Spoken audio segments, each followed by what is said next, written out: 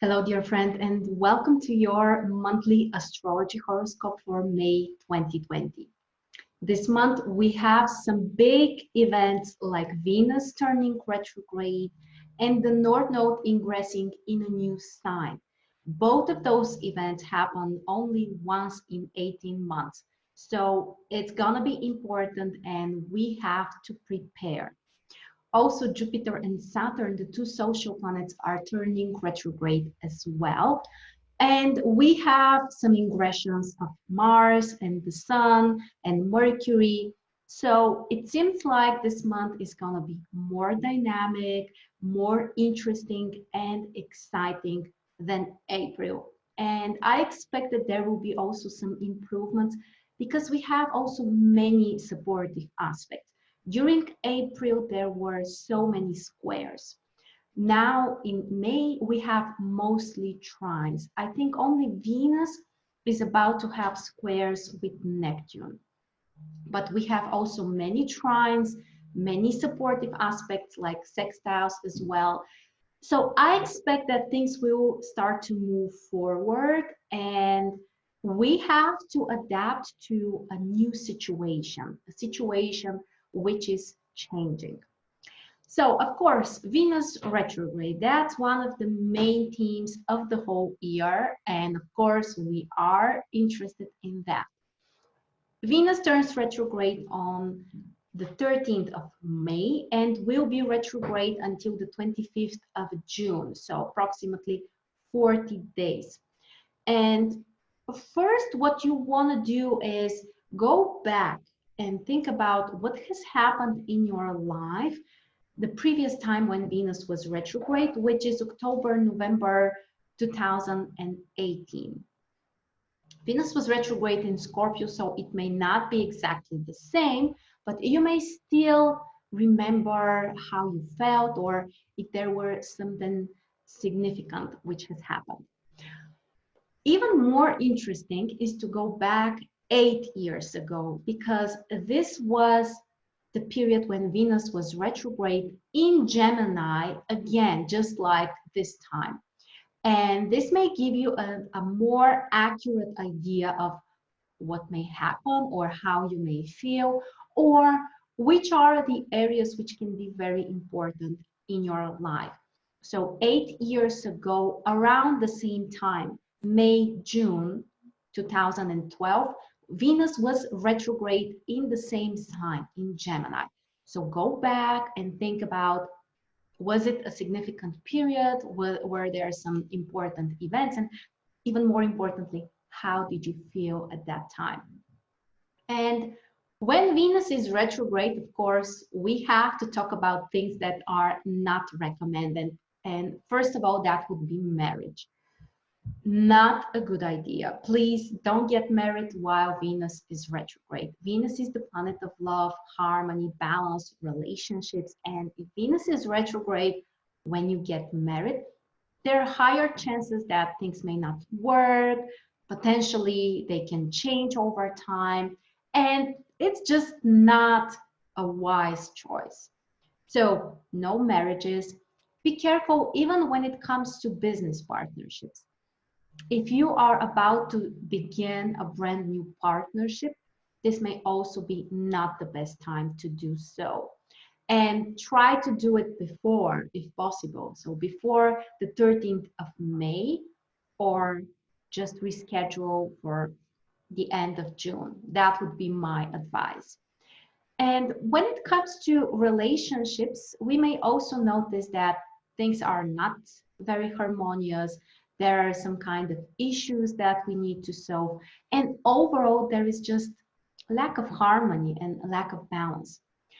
Venus is not a malefic planet. Venus is not Mars. Venus is not a planet which can bring like serious confrontations or dramatic events. We wouldn't expect this of Venus. But as we said, there could be lack of balance, lack of harmony. Emotionally, things may not be, very fulfilling. Or there is also a positive side of this transit, which could be restarting old relationships. That's something completely different, and that's something that we would definitely recommend. Old partnerships, old relationships in the romantic area, in the business area, they could be restarted during Venus retrograde, and this can be a positive thing.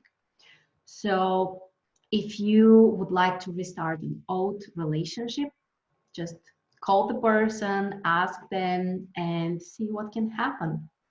Another positive thing to do while Venus is retrograde would be to think about reconnecting with yourself.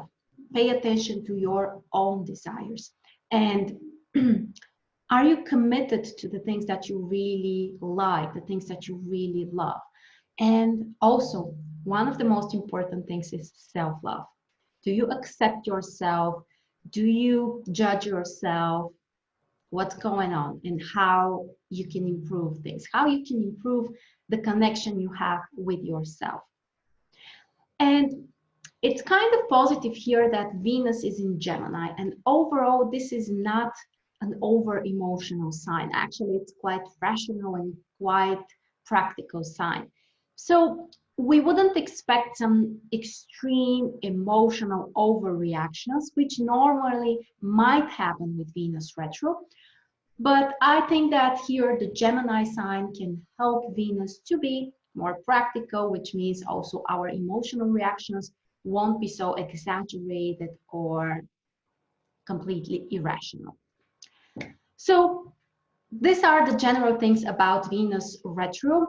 When it comes to business, the people who need to be more careful are those who work in the area of arts or fashion or the beauty industry, or even something which is more creative. For those people, Venus retro may also affect their career. So if Venus is related to your work, then this transit means you need to be more careful in this particular area. Okay, let's move now to the North Node, the other big event. Quick reminder, what does the North Node resonate with? The North Node shows us in which area we can grow, in which area we need to learn some lessons, where we need to focus on. And with the North Node in Gemini, it's so clear. We need to focus on practical things. We need to be more rational, more analytical. We need to pay more attention to the mind. Because during the past 18 months, the North Node was in Cancer, and the focus was more on emotional stuff and family connections or working with the past.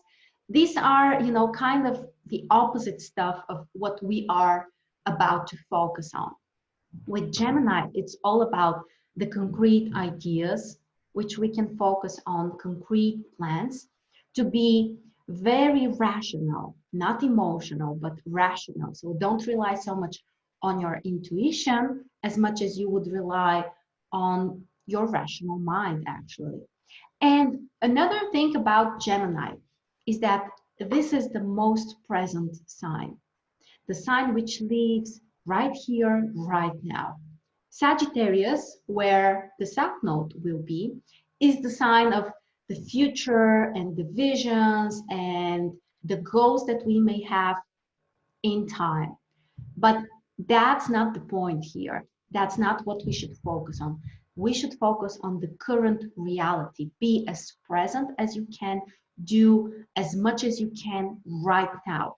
Don't make big plans or concentrate just on long-term goals. And I'm not saying this is something bad. Of course, we know how important it is to have long-term goals, but here it's more important to focus on the current reality and to really do the things that you can right now, not just to plan the future. And this would be a theme for us generally for the next 18 months. All right. And also, as we said, Jupiter and Saturn are turning retrograde, and we have to talk about the exact times when those shifts are happening because things could be more intense around those days. And I think that now we are ready to go through each of the important events day by day so that you can really be prepared for May 2020. And I have a very quick announcement for you guys. I'm preparing so many interesting stuff for you, like, and that's kind of a secret, but I want to share it with you. I'm working on a podcast, and that's one of the reasons why in the past month I wasn't so active on YouTube, but I'm almost ready and I will share this with you very soon. So make sure to sign up for the email updates. If you are not signed up, I will put the link below, so just go and do that. And I will let you know when the podcast is up so you can get more inspired. There are also other surprises like a free webinar, which I'm preparing for you, a special software, which I'm working on. So all of that hopefully will be available for you during May. And the best note to know about it is to sign up for email updates. All right, let's move forward. Starting from the 3rd of May. And I believe this is the only challenging aspect. It will repeat again around the end of the month with Venus being retrograde. So this is kind of an interesting one. Venus in Gemini squaring Neptune on the 3rd of May. This means that we have to be more careful in emotional stuff, in relationships. There might be some kind of confusion. There might be some kind of illusions that we may realize. And also, generally, there could be misunderstandings, or we may feel more sensitive, more emotional. We may take things too personally. So, a little bit more attention when it comes to emotional stuff, when it comes to relationships around the 3rd of May. Then on the 4th, we have a conjunction between the Sun and Mercury in Taurus. Very practical combination, which can bring some ideas which are very bright, which are very exciting, and at the same time practical. This is a conjunction which activates the mind, so new ideas may come, but there is also a challenge which could be feeling overwhelmed with all of those ideas. So try to find the balance in this situation, but definitely concentrate on the practical implementation of your ideas. On the 5th of May, we have the ingression of the North Node in Gemini. We kind of talked about it. So 18 months ahead, focus on being present, living in the current situation, taking the small steps that you can, learning some practical skills. This is also something that Gemini loves. And overall, relying more on your mind. Then on the 7th, we have a full moon. This is the culmination of the lunar cycle, so you can have some visible results from your work, from the things that you have focused on.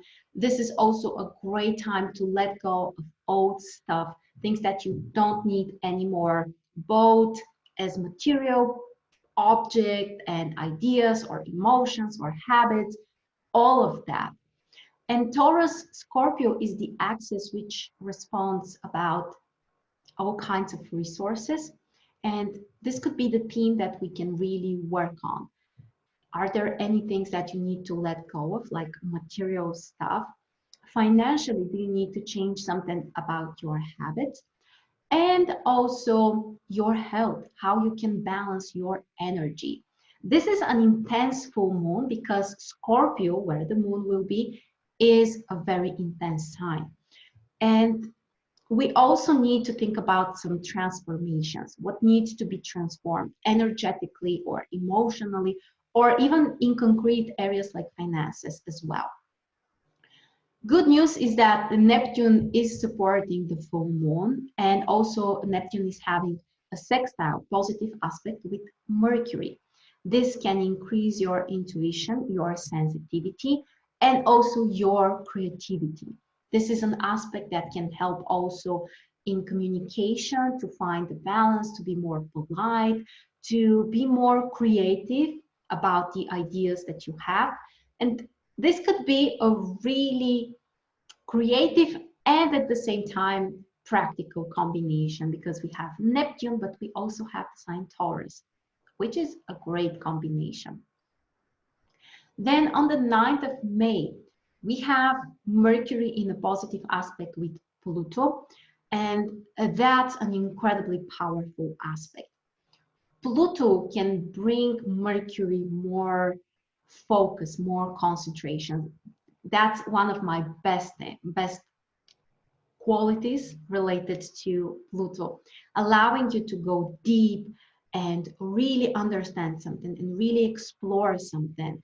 And it's just amazing because it's interesting, it's exciting, and this can also bring concrete results because also the trine activates the earth signs, which means it's all about the practical results which we can achieve. It's all about doing something concrete with those ideas or the insights we have or the research we have made, or it's just, you know, concentrating your mind on something concrete, being really passionate about it and going all in. So I am a fan of this aspect. Then on the 10th, another positive aspect between Mercury and this time Jupiter in Capricorn. Great time to expand your mind, your vision, to be more optimistic, to be more positive, and to see the opportunities, the future opportunities. This aspect is also amazing for learning new things, for opening up your mind for new concepts and new ideas. And again, it can be also very positive for work, business, financial projects, and applying those positive ideas, doing something concrete about that. So great aspect. Together with this one, we also have a positive aspect between the Sun and Neptune, which can allow you to be more intuitive, more creative, do something new, something that would help you to feel more in alignment with your deepest desires. And also, this is a great aspect for healing. On the 11th, we have a square between Mercury and Mars. And this could be a challenging aspect when it comes to communication, connections. There could be some possible confrontations, or people can be more impulsive, overreact, or say something that they were not supposed to. So when you connect with others, when you express yourself, make sure to think things through. Don't respond extremely impulsively because honestly, later on, you might regret doing that. On the other side, this aspect can make your mind work even faster, having those new ideas, wanting to implement them immediately, and this could be the positive side. Later on during the same day, Mercury is ingressing Gemini, which is a very nice position since Mercury feels at home in Gemini. Great aspect for intellectual work, for new ideas. Normally, I would say also for traveling, but in this situation, who knows? Let's hope that this would be an option for us in the near future as well. So, of course, Gemini, it's about moving, it's about more flexibility, it's about ideas and also learning new things. So, we are going to have a couple of weeks with more opportunities to do that. And also on the 11th of May, Saturn is turning retrograde. This means that exactly on this day, you have to be more careful. Saturn being stationary, which is what's happening on the 11th of May, can bring some delays, some kind of restrictions, some kind of limitations that we have to respect. On the 11th of May, I highly recommend you to try to avoid some important projects, especially if you need things to be fast and easy and simple.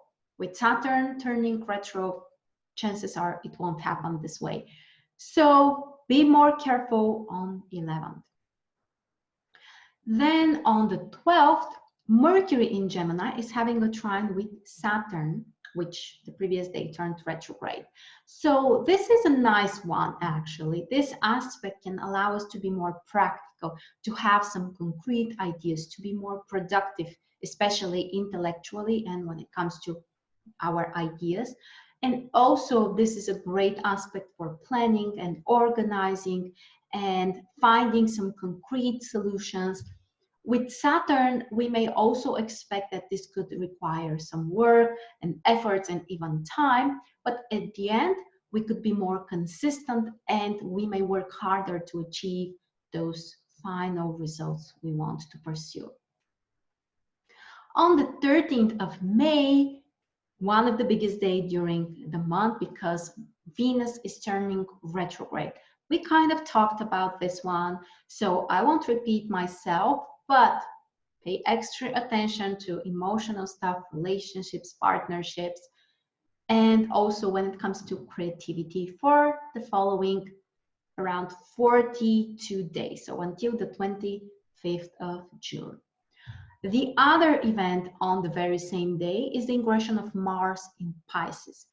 Mars in Pisces is not very powerful. It's too emotional, it's too irrational, but it could also be more intuitive, more creative, more compassionate. Mars will be in Pisces for approximately 2 months. And during this time, don't push yourself to do things really fast, to have, like immediate solutions. Mars in Pisces could be a little slower, but pay attention more to the things that you would like to do for yourself or for others. Use more creativity, be more compassionate. And at the end of the day, also listen more to your intuition about the things that you really need to do. Mars in Pisces could be great for some spiritual practices, for dancing or other creative things that include also working with the body, and yet they are some kind of art. So those are some of the things that we can do with Mars in Pisces. On the following day, the 14th, Jupiter is turning retrograde, and Jupiter retrograde, it's not like Mercury, it's not like Venus or Mars, so it is retrograde for a couple of months, but the moment we have to be more careful is around the exact shift, which means around the 14th. Jupiter being stationary can bring some kind of complications when it comes to our goals. We might need to reconsider some of them, but also it can make you extremely focused on some concrete goals, extremely ambitious and motivated to achieve something. So I'm not saying this is a really challenging aspect. I'm telling you just to be more cautious, pay attention to your goals, and keep in mind that also you might be extra motivated to achieve something.